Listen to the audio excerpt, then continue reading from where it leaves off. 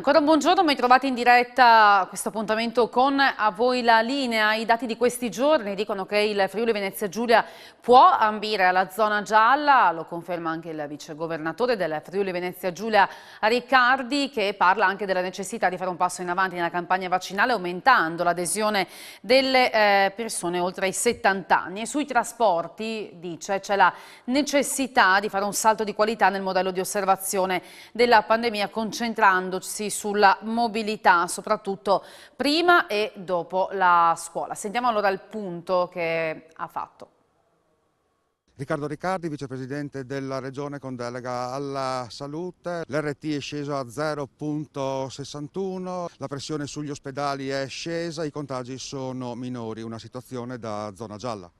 Beh, insomma, adesso aspettiamo la valutazione definitiva, però diciamo che le soglie dei ricoveri ospedalieri sono rispettate. L'RT è ulteriormente calato, i 250 contagi su 100.000 abitanti negli ultimi 7 giorni, siamo sotto la soglia, quindi dovremmo rientrare a pieno titolo in quelle che sono le caratteristiche della zona gialla.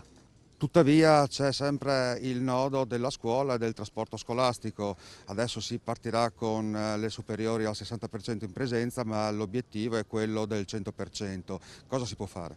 Ma si può fare questo lavoro che si sta facendo con gradualità. Le scuole devono giustamente riaprire, ma noi dobbiamo lavorare perché le scuole una volta aperte non vengano richiuse, quindi questo è il lavoro. Io penso che sia una decisione responsabile. Anche qui sentiamo tante polemiche sul tema dei trasporti. Organizzare un sistema di trasporti non è così semplice, anche perché ci vogliono i contenitori, non è che si costruisce o si acquista un numero di autobus in grado di consentire una mobilità diversa rispetto a quella che abbiamo organizzato. È un ritorno che deve avere i suoi elementi di gradualità, come abbiamo sempre sostenuto, con una serie di regole. Io sono per le poche regole, ma quelle regole rigorosamente rispettate. Questa secondo me è la strada verso la quale dobbiamo andare. In più dobbiamo fare un altro salto di qualità nel modello di osservazione e di giudizio. Troppo spesso ci siamo legati ai punti nei quali immaginavamo si sviluppasse il contagio. Secondo me il punto di equilibrio sì deve riguardare i luoghi, ma soprattutto deve riguardare la mobilità delle persone. Questo riguarda la scuola. Il problema delle scuole non è che le scuole sono dei luoghi insicuri, le scuole sono dei luoghi sicuri, tra l'altro anche avendo buona parte del personale scolastico ormai vaccinato, però riguardano la mobilità di persone che ovviamente hanno una capacità di poter far correre il contagio. Quindi questo è il percorso che va definito, in particolare per quello che succede prima della scuola e dopo la scuola. La campagna di vaccinazione comunque resta la via d'uscita principale da questa situazione. Come sta andando e qual è il numero delle adesioni? La soddisfa?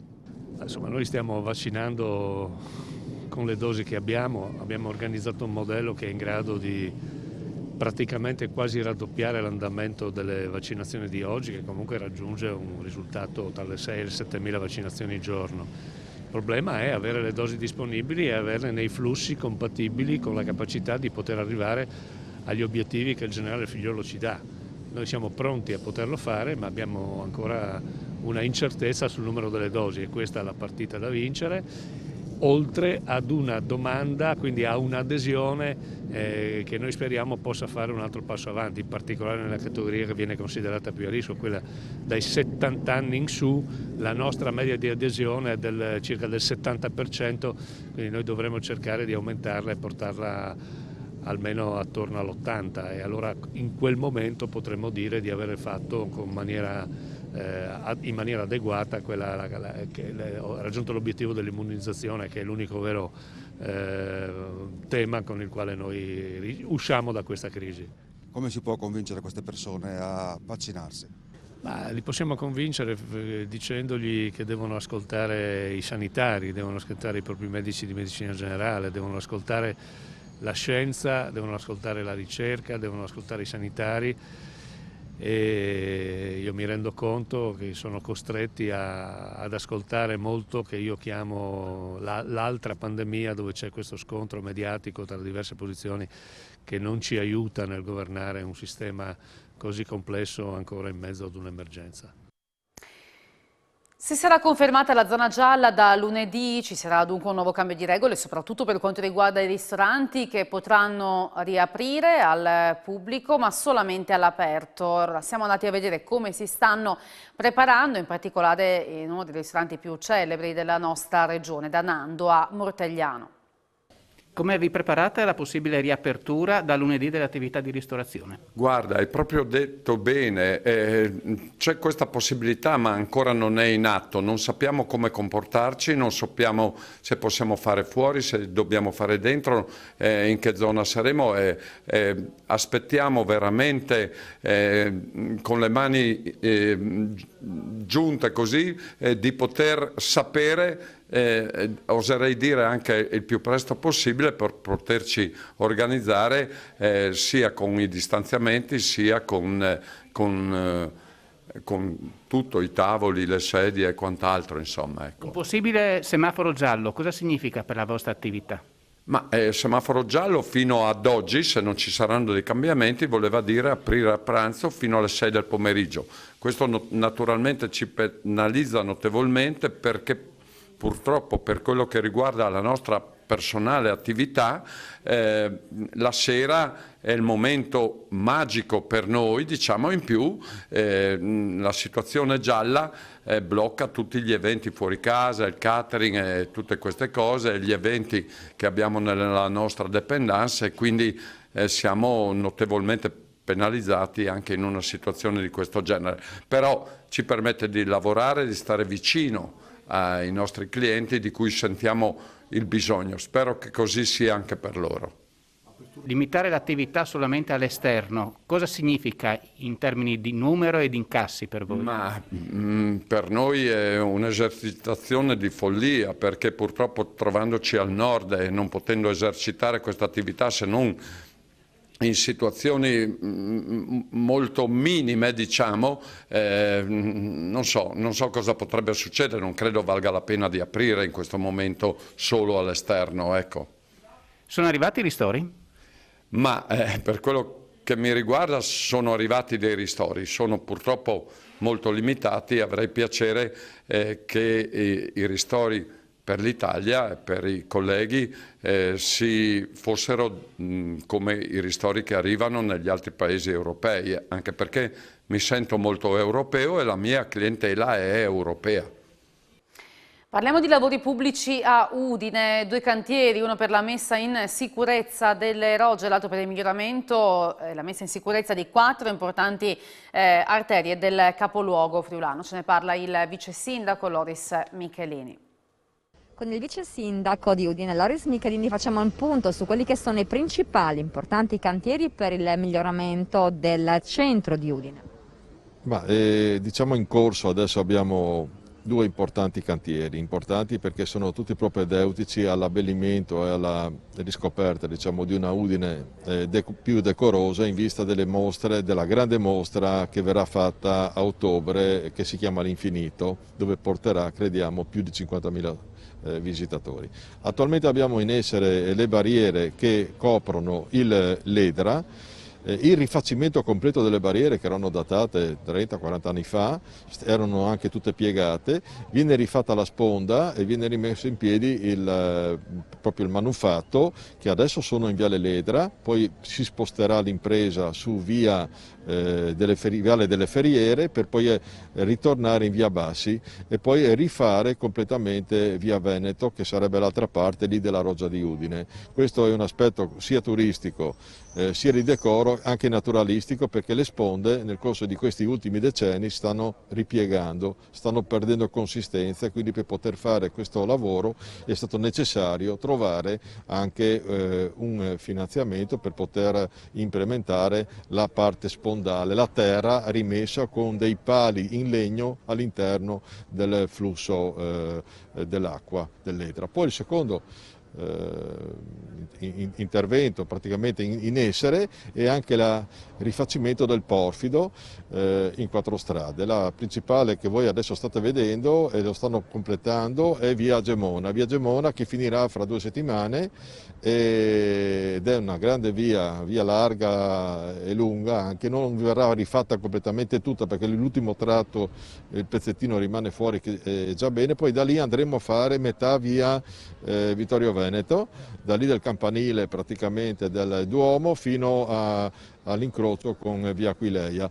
Poi da lì si sposteranno 2 mesi e mezzo, e lì chiediamo un sacrificio purtroppo sia ai residenti che ai chi ha l'attività, in via Grazzano, perché andremo a rifare i 3/4 di via che mancano, perché adesso attualmente è abbastanza ondulato il manto, diciamo il porfido, quindi verrà rifatto con la nuova tecnologia di porfidatura con la resina, col sottofondo in strato cementizio a rete. Quindi un sistema innovativo che permette di tenere. Da lì poi verrà fatto a completamento entro il 31 di ottobre via Superiore, che anche quella è una via storica, perché via Borgo Villalta, tutta quella parte della torre eccetera, da lì partirà il rifacimento completo di via Superiore, attesa, penso che da quello che sento dire da tantissimi, da molti anni.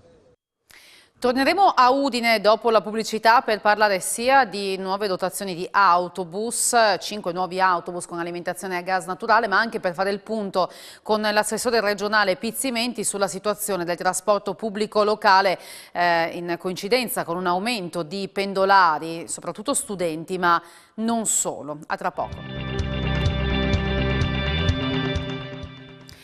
Sono stati consegnati questa mattina in piazza Primo Maggio a Udine 5 nuovi autobus con alimentazione a gas naturale che saranno utilizzati da Riva Udine per il trasporto extraurbano. Era presente anche l'assessore regionale ai trasporti Graziano Pizzimenti, con il quale è stato fatto un punto sulla disponibilità dei mezzi di trasporto pubblico locale in regione in coincidenza con un aumento dei pendolari, soprattutto studenti, ma anche commercianti ed esercenti. Allora sentiamo Paola Treppo con l'assessore. Sì, eccoci, siamo con l'assessore regionale Graziano Pizzimenti in piazza Primo Maggio a Udine, dove sono stati consegnati 5 autobus alimentati a gas naturale, quindi insomma abbattimento dell'inquinamento, mezzi tecnologicamente avanzati per il trasporto extraurbano da parte di Arriva.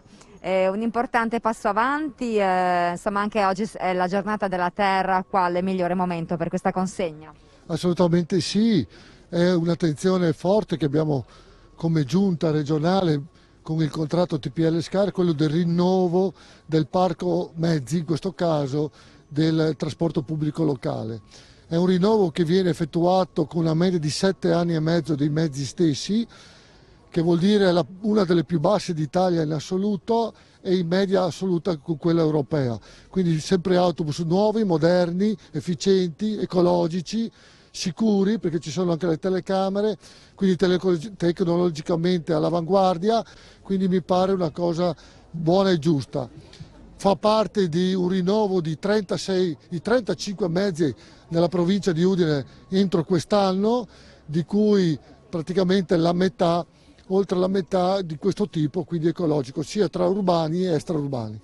Ecco, e vediamo invece come siamo, a che punto siamo con il trasporto per quanto riguarda la scuola. Beh, sono momenti concitati, diciamo così, perché c'è stato questo decreto ministeriale che ha stabilito il rientro a scuola del 70% degli studenti, si parlava del 60%, in nottata è venuto fuori il 70%, per fortuna, forse anche un po' di bravura devo dire, noi assieme alla SCAR e assieme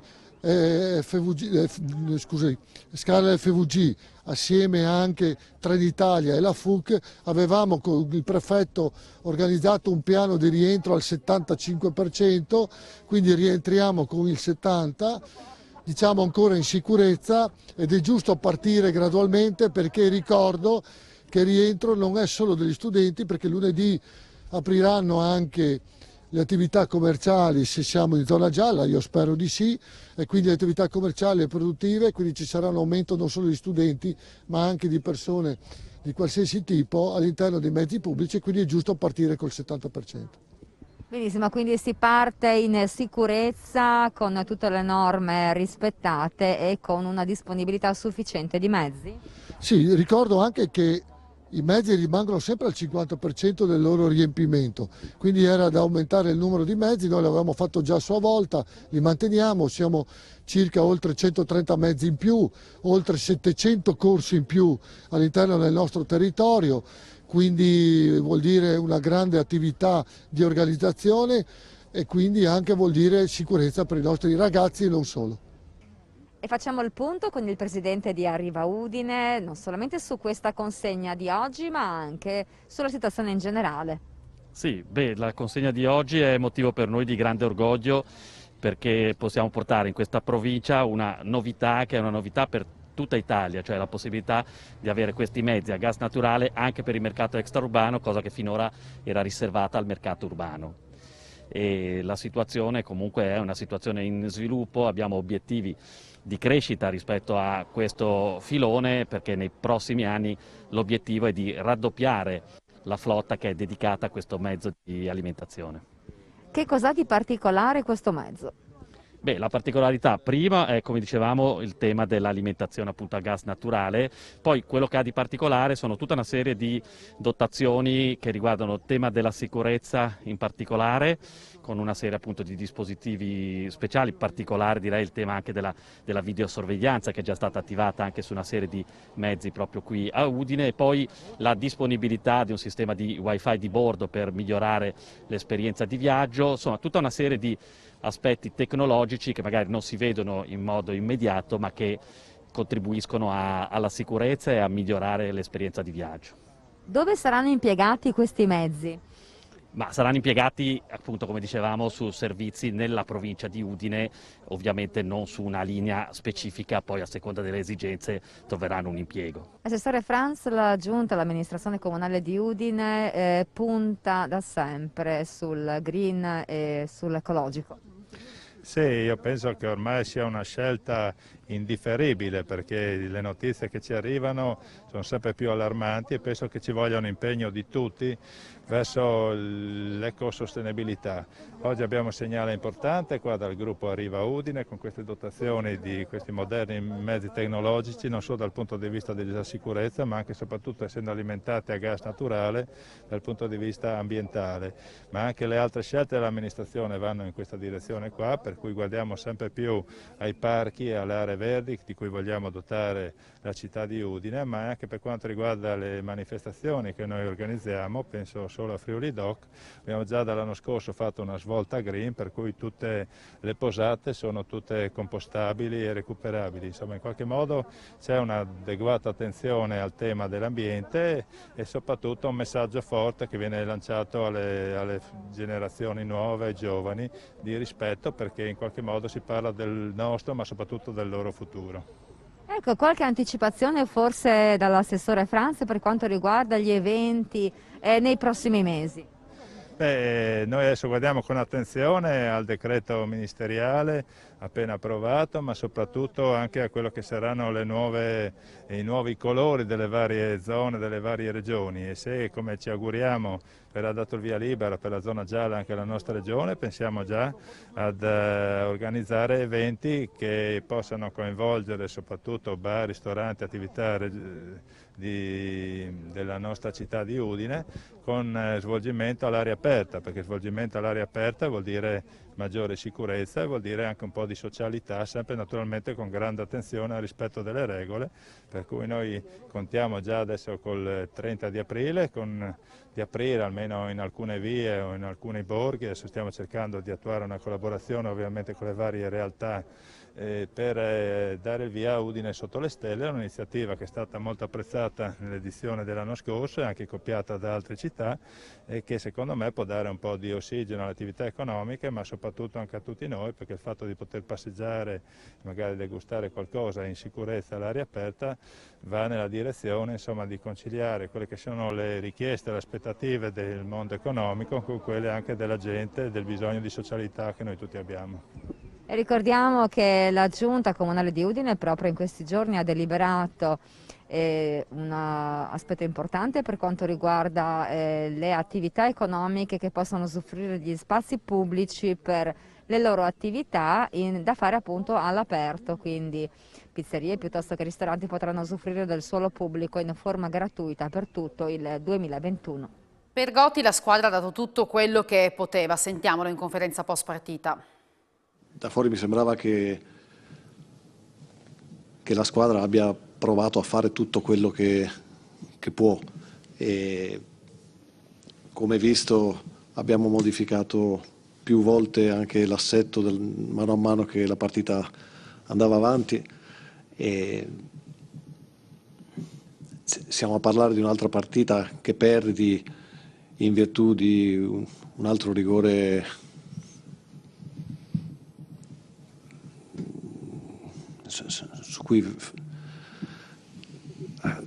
di cui faccio fatica a darmi ragione, no? Perché su quegli episodi lì fai fatica a darti ragione, a darti una spiegazione, e diventa l'episodio come nella partita col Torino diventa l'episodio determinante che sposta gli equilibri, e poi quando hai le occasioni che non sono solo le due finalizzazioni, come ha detto lei, della traversa e della grande palla che ha avuto Nestorowski lì davanti, ma anche